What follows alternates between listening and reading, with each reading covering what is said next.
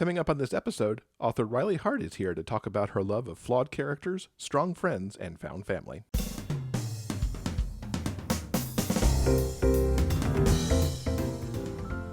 Welcome to episode 286 of the Big Gay Fiction Podcast, the show for avid readers and passionate fans of gay romance fiction. I'm Will Knaus, and with me, as always, is my co-host and husband, Mr. Jeff Adams. Hello, everybody. Hello, and welcome back, Rainbow Romance readers. We are so glad that you could join us for another episode. Boy, January was a month, wasn't it? It was. Hello, February. Glad to meet you. Yeah, welcome. Let's hope this month goes a little bit better. That being said, we hope that you enjoyed the January book club episode featuring K.J. Charles's historical romance, An Unseen Attraction. If you haven't listened to it yet, spoiler, we loved it to pieces. Mm-hmm. It's a great book to kick off 2021 with.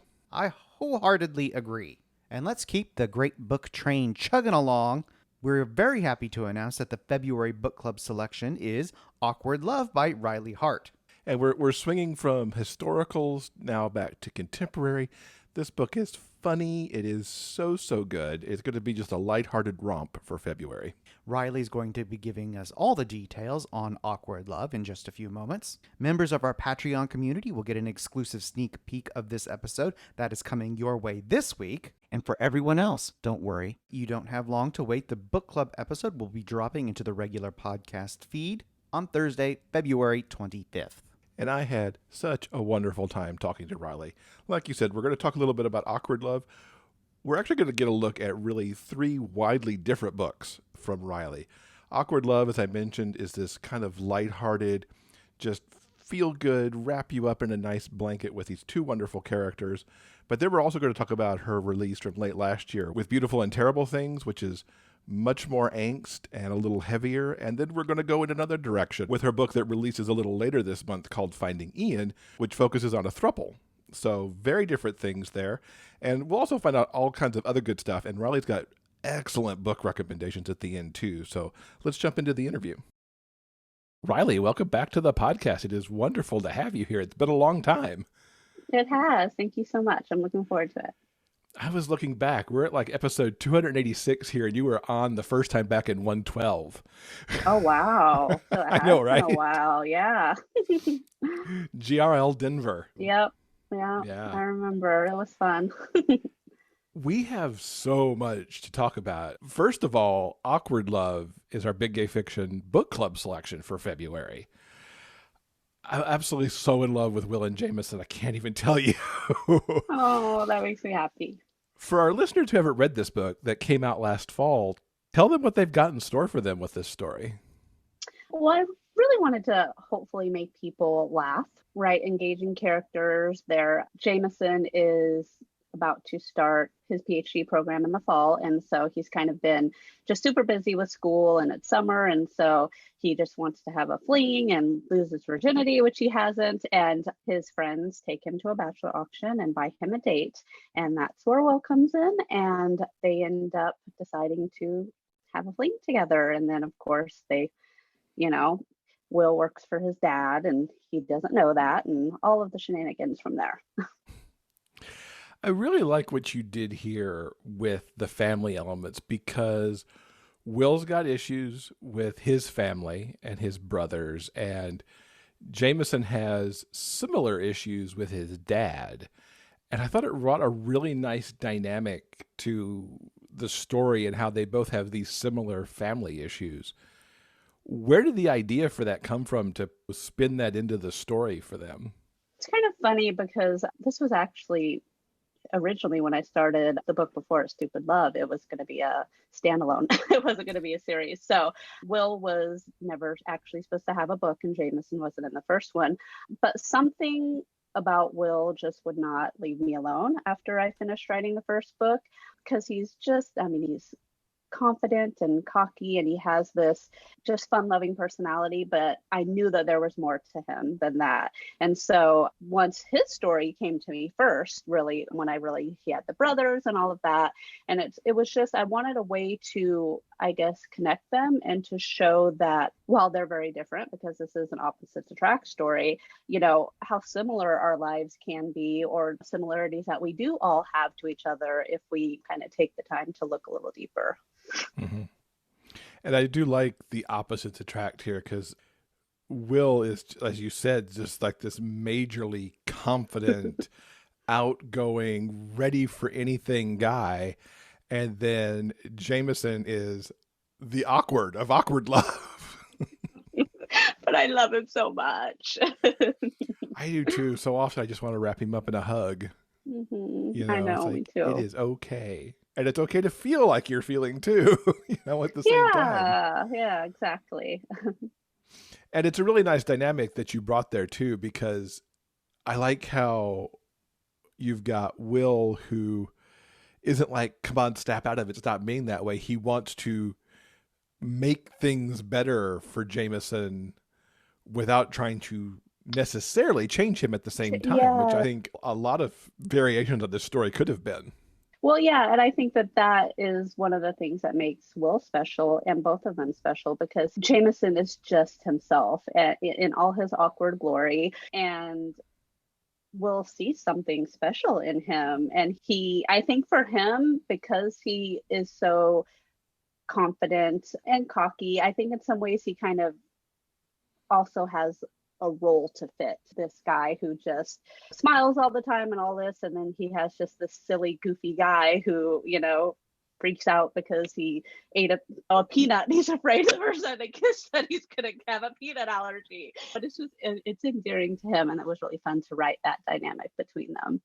Yeah, I have to imagine that it was a lot of fun to have such two diverse characters. I mean, you always want a little bit of an opposite thing going on in a romance anyway, but these two are so opposite that you almost get to put a whole different writing hat on. Yeah, I think so. And it was challenging, because I think that's even where the backstory ties in, because I think sometimes you need that, because they're so different, which is a good thing in a lot of ways. Like you said, we can be attracted to someone who is different because of that, but what connects them outside of that, what makes them similar, because we do, I think, all have some type of similarity. And I have to ask, because the cover is so perfect, and sometimes there are covers that are 100% perfect, and sometimes there are covers that come close to who's in the book. This book cover is Jameson. Did you have the cover first, or did you luck into the cover on the other side? Or No, I got lucky, because I knew what he looked like, and I did not want to change it. He was just, I love the bow ties. He's too cute and adorable. And I cannot tell you how many sites and how many hours and how many photos. And as soon as I saw it, I was like, no, how did this happen? I found the perfect image. And it was him. I really, really got lucky, because at one point I was like, I'm going to have to either change him, which I did not want to, or put Will on the cover, which I didn't want to either. But I mean, it's Jameson's story in that way. Like you said, Jameson puts the awkward in awkward love. Yeah, I was just like, this is so perfect. You mentioned that the first book in this series wasn't meant to be the beginning of a series. Tell us a little bit about that first book and the series overall. Do we get more of the Stumbling into Love series? We do. I'm working on the third book right now. I won't say who it is, because you'll see. So you will see who that is. But yes, that should probably come out summer is what I'm guessing. I'm working on it now. And when I started Stupid Love, that's the first one, I knew I wanted to write an interracial romance, and I just wanted to do something fun, just light and fun, and make people smile. And it was the beginning of the pandemic, the beginning of last year, and everybody was just like, oh my gosh, we're struggling, and just the beginning of 2020. And so I just wanted to write something fun, and I smiled my way through that book, and I fell in love with Will, and then I knew that I had to continue on from there. So I'm hoping, and I tried to continue that theme with the second one. The third one is a tad bit heavier, but not really. I'm still trying to keep that almost romantic comedy, I guess, feel, which is kind of what I was going for with that series. Yeah, I definitely see that with Awkward Love.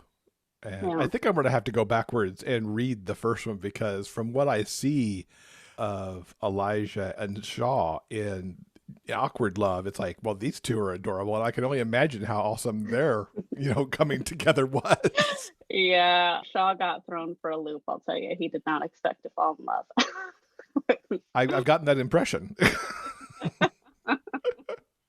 Yeah, he was pretty anti-love. That one That he seems to be runs a thing in that actually. friend group, because Will was kind of anti-love as well. In a way, yeah, he was. I think Will in a different way. He's more, I'm young, I'm having fun. Why do I have to settle down right now? To where Shaw was like, nope, never gonna do it. But funnily enough, in the first one, he actually runs an online anonymous dating and love advice in the first book, and he does it anonymously online, which is funny because Mr. Anti-Love is giving love advice. Which is often how they find love. Yeah, nope, exactly. Backing up into the very end of last year, Beautiful and Terrible Things came out. I haven't had a chance to read this one yet, but I have to say that this blurb has got to be one of the most beautiful blurbs I've ever read. There's something very lyrical about it. So this is high on my to read list, and it's still like very near the top of the charts in these weeks since it has come out. Tell us a little bit about Joey and Gage. Um, this is kind of the book of my heart. I mean, of course, we love everything that you write, but I think certain characters just touch you a little differently and a little just in a special way.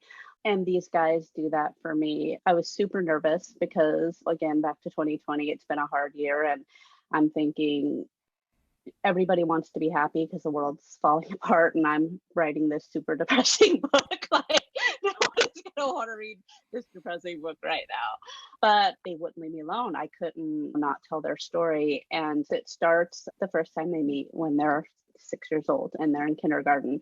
And then the book is broken up into 4 parts kind of throughout their life and the events that take place. I really wanted to show how one moment, I guess, can really change anything, like change your whole life, change your trajectory, change who you are, where you go from there. And you never know when that moment is going to happen until it does. And for them, there's almost like the before Joey and Gage and then the after Joey and Gage. And they are become two totally different people, really, in a lot of ways, because their life was changed so much. But it's about how they find a way back to each other, how they grow together. Really, I think the power of love, and not just romantic love, but self-love, which is something very important to both of them that they have to figure out. Friendship. I really, really love writing books with strong groups of friends. Found family, that's a big theme for me. And they have that. And in this book, and it's just that the power of the people around us and ourselves to succeed, I think, and to be able to get through anything. What makes it the book of your heart? The characters, just them. I mean, because it it has nothing that happens in that book happened to me, but I think I'm very much a character writer. And it's funny, someone just sent me a review for it tonight because they let me know that they finished reading it, and one of the lines said something about they could feel the pieces of me that I left on the pages. And it's funny because I always say that it's the book of my heart, even though these characters have lived a totally different life than me. But I feel like I connected with them, with their love for each other and their willingness, especially Gage. I think he's very much would do anything for someone he cares about, whether it's Joey or a friend or whatever. And the self-sacrifices that people make, it just really touched me. And it's one of the books I'm most proud of that I've written. That's awesome. What was your nugget of inspiration here that sprouted these two characters? It's kind of weird because at first I was like, I don't really know where the story came from. But then I was watching a movie and I can't remember the name of it right now. And it had this like reunion scene where these friends were all sitting around the table and they hadn't seen each other in years, and it was just this beautiful reunion of these people who grew up together and then went their separate ways. And something about that scene, I think, kind of struck me, and I wanted to, which then got me onto the path of like, okay, what happens if you have these two guys who grew up together and were best friends, and something happened in their life that tears them apart, that changes who they are at their core, and then but not their love for each other. So I think it came randomly from one scene in a movie. And then it just goes from there. It's so funny. I was just even saying last night, sometimes I don't even think I can say where the ideas come from, or they can come from anywhere. I watch a lot of movies. I was watching a movie last night with my daughter. It's kind of a funny story, I think is what it's called, and it takes place in an inpatient. Have you seen it? Yes, I've seen it. Yeah, it's it's really good. Book. Yes, yes, it's a book too. But there was just one line in it about living your life with purpose or something. I don't even remember what the line was, but it's something on that. But as soon as I heard that one line, and then my brain just like exploded with an idea, and then I'm jotting it down because I'm in the middle of writing other stuff so I don't forget. So just anything random. So Joey and Gage came from a random scene in a movie. It's nice when you just never know where the inspiration is going to come from. It doesn't have to be that you're doing something specific to generate the ideas, but just out of nowhere, just boom, there's something. Yeah, it is. It's funny how it happens too, just I guess that's the creative brain. And it doesn't always happen that way. Sometimes I'm racking my brain for days, weeks to try to figure out what to write. But then you have those perfect moments to where it just kind of all falls into place. Now let's jump into the future a little bit. We keep kind of maneuvering through the last couple months. You've got a new book coming at the end of this month called Finding Ian. Mm-hmm. What do readers have in store with this new book? This one's actually a trio, so there's 3 guys in it, and it's the second. I have a series, but it's not even really a series. I call it a collection. It's called Desires Unleashed, and these are books that are a little more kinky and erotic than I typically write, and so I kind of brand them differently. So readers who come in, if that's what they're looking for, they know to grab that. If that's not what they're looking for, they know to stay away from that. So this is a trio book, and it's the second book in a series within that collection. And so, yeah, it can't be any more different from Awkward Love than it's possible, I think. Tell us a little bit about the story. It is 3 guys who know each other through a couple from the first book. And the one guy is a dominant. His name is David. And he ends up kind of deciding to teach this one who is actually looking to become submissive. And then Ian, who thought he wanted nothing to do with the lifestyle, kind of stumbles along into it with them. And he kind of finds that he gets something from it. He was left by his mother when he was younger, and it kind of fulfills a part of him that he didn't know was missing. And then, these 2 guys, because he's afraid to love, because love means having things taken away when you think about it. For him, it does. And so it's just the story about the 3 of them kind of learning that lifestyle together and finding their place together. And it's not easy. I mean, a relationship is hard enough between 2 people. 3 people, I can't imagine. I think that I'm very, very picky when it comes to reading books with 3 people, or this will be the second one that I've written, but it has to be the right story for me, because I need 3 equal parts, mm-hmm. and each of them kind of have to play a role to, okay, what do they get from this person? What does David bring to the table? What does Ian bring to the table? What does Jordan, and what does each of them get from the other, to where they're all equal and they're all in that together? Because it's really hard when I'm reading one and I feel sorry for one of the people, or feel like one of the people is left out. Mm-hmm. So I think it's tricky to navigate them, and I give props to people who write them all the time, because it's not easy. Yeah, there's so many things, as you said, play in to when you're writing that type of relationship. As a writer, I don't know that I ever want to try to tackle that, because I don't know that I would do it justice. No, and yes, I can see that. And the first time, I had actually never seen myself writing one. And then the first one I did was actually the second book that I released as Riley.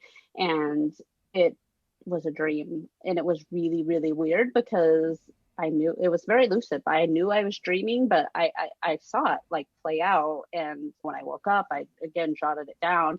And then I was like, I can't write this right now. I don't know if I can do this book justice, first of all. Second of all, I had just had Collide come out, which was my first Riley book. And it was going to be a series. And I'm like, okay, the smart me would finish this series. But my muse is like, no, these guys want their story told. And so I told it. And then I wasn't sure if I would ever, again, like I said, write another one because it's not easy. But when the story's there, I kind of got to tell it. You mentioned, obviously, that Finding Ian is very different than Awkward Love. And both of those books are very different than Beautiful and Terrible Things. You write across so many different tropes and subgenres. You've got your separate pen name even that does YA. Mm-hmm. So you're all over the place. What keeps you on the move? And how do you balance, as you just mentioned, like the smart Riley, as you called yourself, mm-hmm. versus what your muse is like, do this? I'm a very, very, very big believer of following your creativity and your muse. It might not always be the smart business decision at the time, but writing is my passion and it's hard for me to force it. And I have done that in the past, in the beginning, especially more so. And I promised myself that I wouldn't do that again. And I write a lot and I write fairly quickly, but I think that it just keeps me going. I could not write the same kind of story over and over because I think writing would lose its appeal to me. I need something fresh. And once I do one type of book or a couple in a row, I need something totally different just to kind of like keep me going, I think, and just challenge myself. I'm big on challenging myself and trying to do different things. And I just feel like I have so many different stories inside me and kinds of stories that I want to tell that I don't believe in limiting myself. Do you have favorites, either tropes or playing in subgenres that are kind of your favorite to dig into? When it comes to tropes, I am simple with like friends to lovers. I think will always be my favorite, which probably comes also from my love of writing friendships and people. I also have a thing for best friend's brother for some reason. I don't know why, but I love best friend's brother books. And so I would say that I'm a contemporary girl at heart, even though I have some ideas of other things going on. I love YA, but mostly I think I just want to write good love stories, good romances, whether it's emotional, whether it's funny. I just want to tell good stories and give people happily ever afters. You mentioned you've got things bubbling around in your head. Is there something you really want to try and haven't quite taken the plunge on yet? Yes, I really, really want to write some mystery suspense. I'm not quite brave enough yet. Like you said, when you were talking about the trio book, wanting to make sure that I can do it justice. And so at some point, I will do that. But I love to read. I love to read mystery with romance in it too. I also have a fantasy-ish, like I'm calling it fantasy-ish because I don't know exactly. And the idea from that came because I bought a pre-made cover. Like those are so dangerous, aren't they? I know. Like, that's pretty. I want that. You got to do something with it. Exactly. And I've had this for like 2.5 years.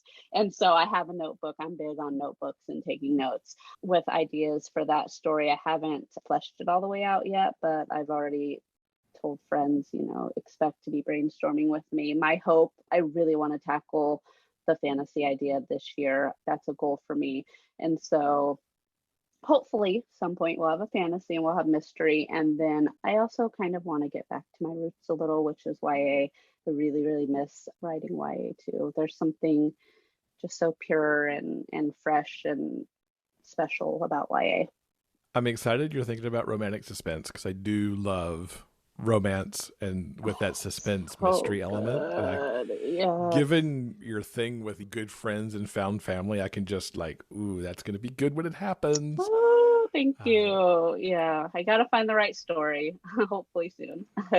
And fantasy is another one of those things that scares me because of the world building and making sure you're doing it right and giving away what you need to, but not piling too much on. And See, and that's the thing. And if I like Christina and I have Forevermore and Ever After, which we did, which are retellings. There, one is very, very, very loosely Cinderella, and then the other is Snow White retelling. And so those kind of got me a little bit excited, even though they're not quite fantasy, but they kind of are too. I mean, it's not in a real world. And so that kind of got me thinking about it more. And then with that cover, so I think like that was my first step. And so now I've just got to get the rest of the way. But like I know friends who, Max Walker one too, he loves fantasy. So I've already told him, he's like, well, we'll just talk and hopefully he can help, because that's my biggest fear too, with the world building. I'm very much a character writer. And so the world building part scares me the most, but it excites me too. I'm excited for you. I can't wait to see what happens. When you were on the show the first time, we didn't get to really delve into your backstory very much. What got you started writing? I've always loved writing. First of all, I won like writing contests in elementary school. And I even remember the theme of one. It was through our school district, and it was Tomorrow's Leaders on the Move. And that was my first writing contest that I won. And so I've always been a writer in that way. I wanted to write children's books when I was young. And then life happened and I got married and I had babies and I had to work. And to me, writing was like being a celebrity. It was like being a movie star, that dream that doesn't really happen. And then we moved from Oregon to California. And so I went from small town where I grew up and knew everyone to Southern California where I knew no one. And I was a stay-at-home mom for the first time. And my husband was working like 70 hours a week. Yes, it was probably one of the hardest times in my life. And that's when I fell in love with reading again. I just hadn't taken the time to read. I was busy and doing my own thing. And I fell in love with reading again. And then I started reading romance. And I had never read romance before. And it just clicked. I was like, wow, where's this been all my life? Like this is it, this is what I'm supposed to do. And so, I mean, this was 2005-ish. So this was quite a while ago, and it was a different world back then when it comes to writing. I mean, it was, you write a book, you query agents, you get a million rejections, you write another book, you query agents, and that's what you did to be able to make it. And so that's what I started to do. I started to write, and then I joined online critique groups, and I realized I had no idea what I was doing. I remember the first note when someone told me you're head hopping, and I was like, what's that? I'm what? So I had no idea. And then so I joined RWA at that time, and my local group, they had published authors in it, and they taught a romance writing class. And so I took that, which helped me a lot. And I published with some small press publishers in the beginning. Nothing to write home about. It didn't go very far, but I just kept going, and I started in romance, and then I kind of started writing some YA at the time. And that was when I got my first agent. And I was like, oh my gosh, this is it. I finally made it. And then they put my book on submission and it did not sell. And I lost that agent. And then I had my second agent. And then I lost my second agent. So it was a long road.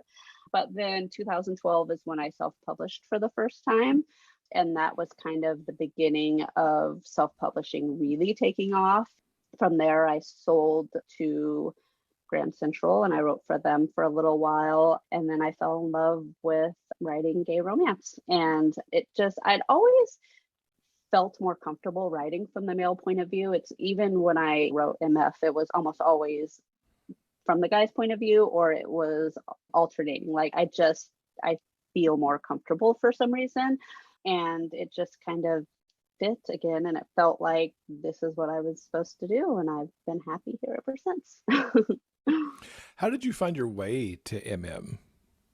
Was there a gateway book that you read, or just your desire to write from the male point of view? There was, I believe, the first one that I read was Faith and Fidelity by Terry Michaels.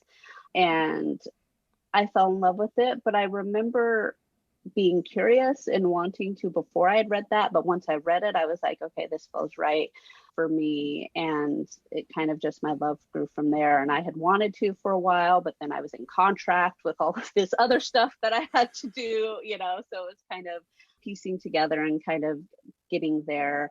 And then I was writing mostly as Naire at the time, but then I'd actually sold my first as Naire before I released my first as Riley.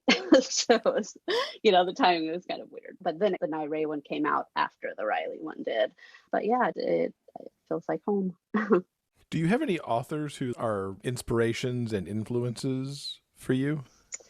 I put a lot of thought into this question when you sit down, and it's so funny because I even texted both Devin and Christina, and I was like, there are so many authors that I love. Of course, there are so many authors that I love, but the one name that stuck out to me and that I would say for sure is an inspiration to me is David Levithan. I don't know if that's how you say it.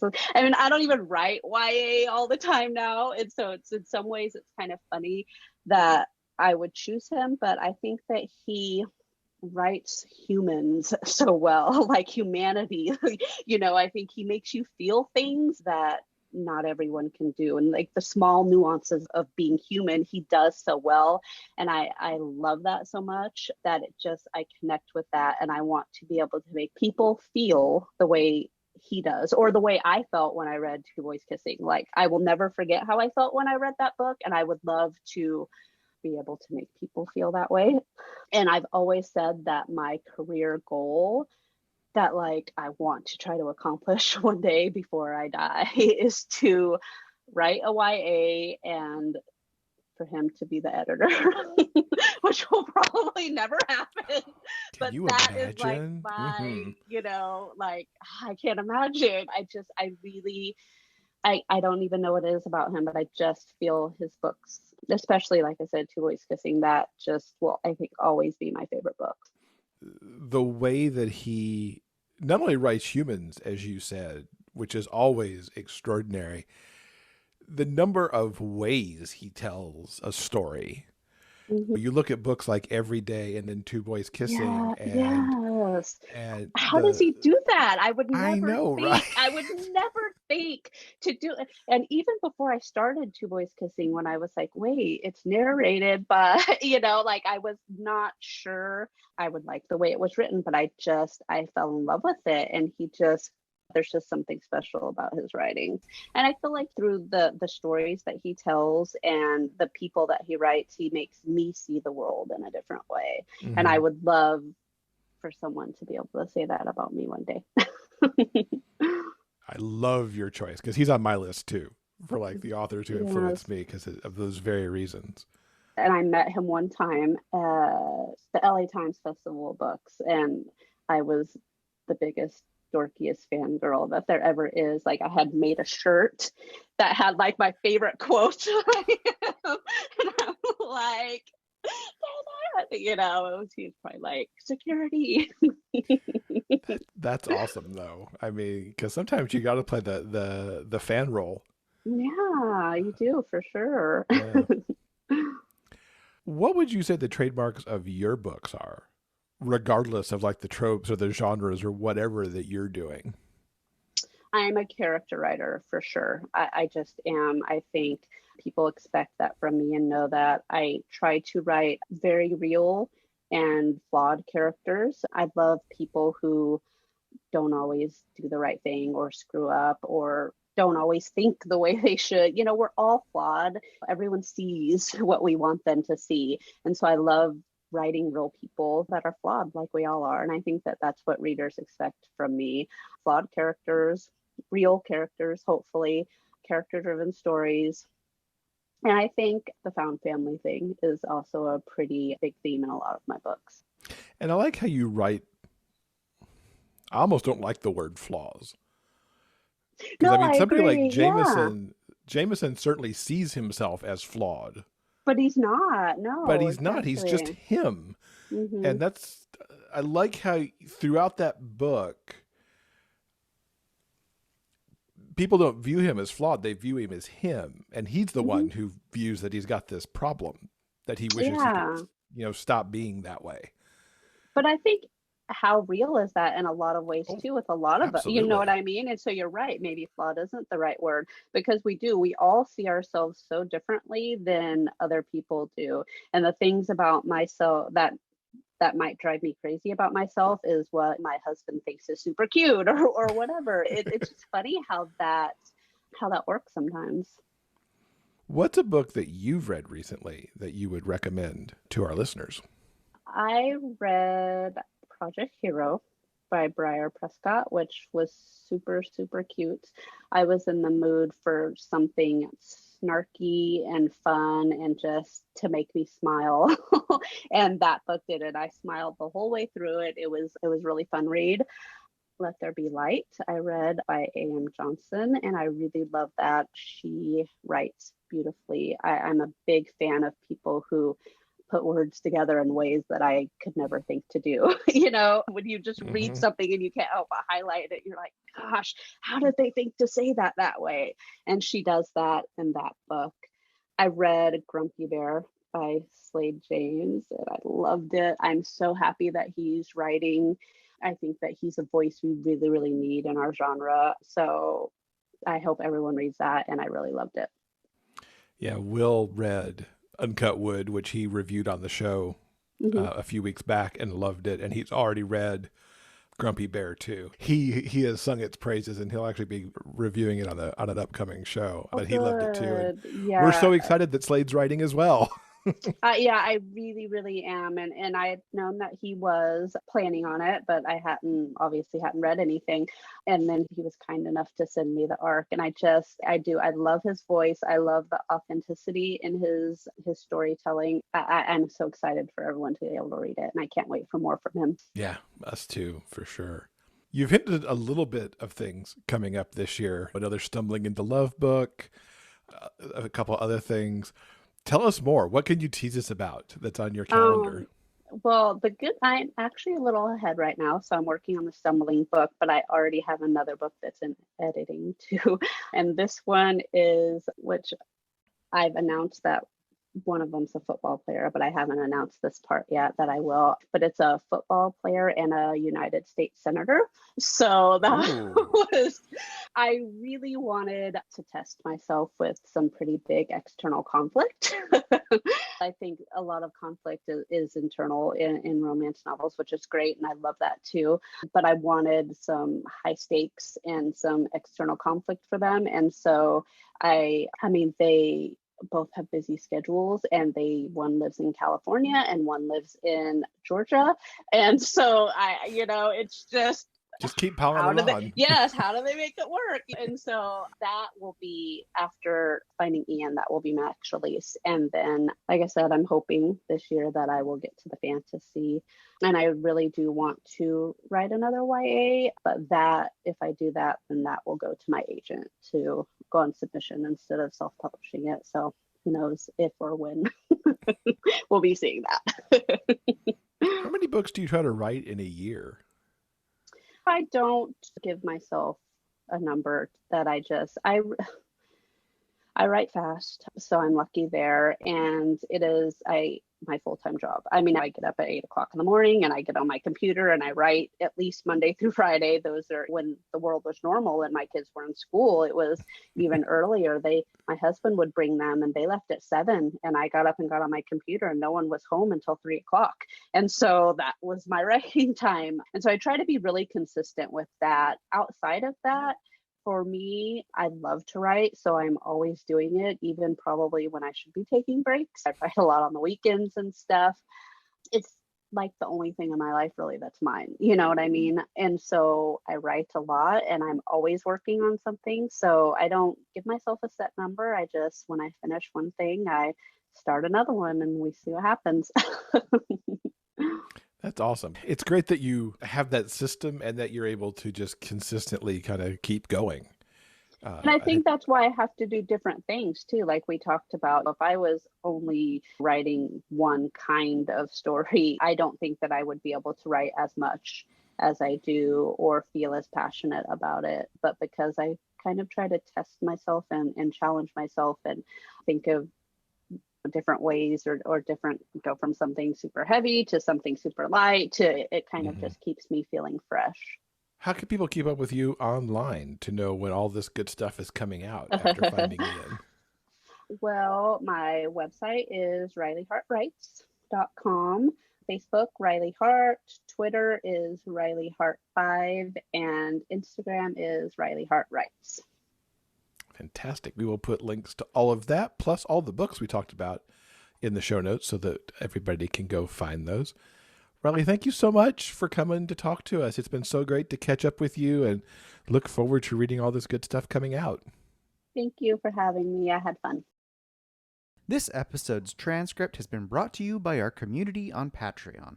If you'd like to read the author interview for yourself, simply head on over to the show notes page for this episode at biggayfictionpodcast.com. And don't forget, the show notes page also has links to everything that we've talked about in this episode. So you heard Riley talk a little bit about the third book in the Stumbling into Love series. And the time that we talked, I hadn't quite finished Awkward Love yet. I was headed into the final 25%. I now understand who the next book is about. Holy crap, it was so good. Now, no spoilers here. We'll talk all about that in the book club episode, and you'll find out exactly what blew my mind about all that.